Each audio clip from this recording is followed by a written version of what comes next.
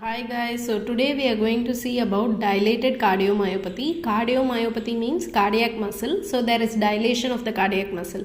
The causes include viral myocarditis, toxins such as alcohol, pregnancy, neuromuscular diseases such as Duchenne muscular dystrophy, familial diseases, infiltrative diseases such as sarcoidosis. Now we will see what is the actual mechanism happening behind this dilated cardiomyopathy. The factors such as viral myocarditis and other factors, myocardial ischemia, etc., cause damage to your myocytes, that is a cell present in the heart, and leads to myocyte death, which causes eccentric fibrosis of your myocardium.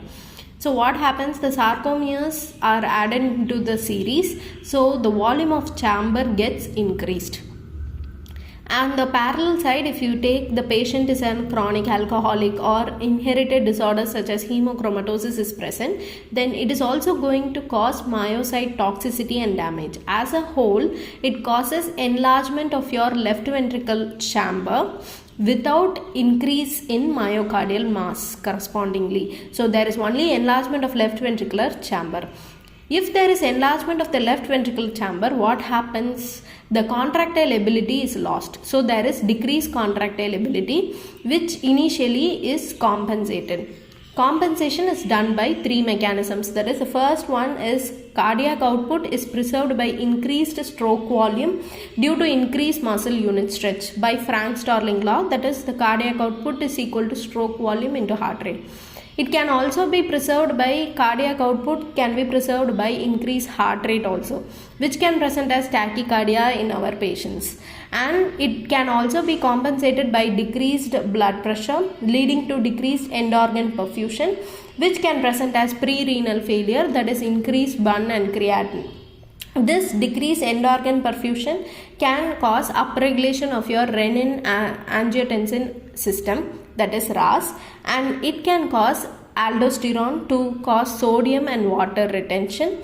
So this sodium and water retention, what it will do, it causes volume overload to our body. At the parallel side, this RAS can also cause peripheral vasoconstriction by angiotensin II, which can present in patients such as cool, clammy extremities.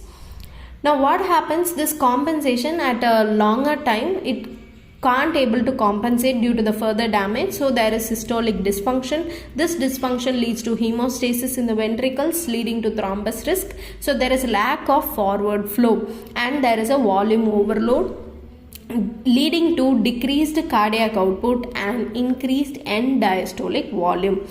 This can lead to volume overload, that is, or heart failure. So heart failure will be presenting as four features, that is pulmonary edema, which can present in patients such as diffuse pulmonary crackles, and insufficient tissue oxygenation can also be present due to heart failure leading to dyspnea or tachypnea.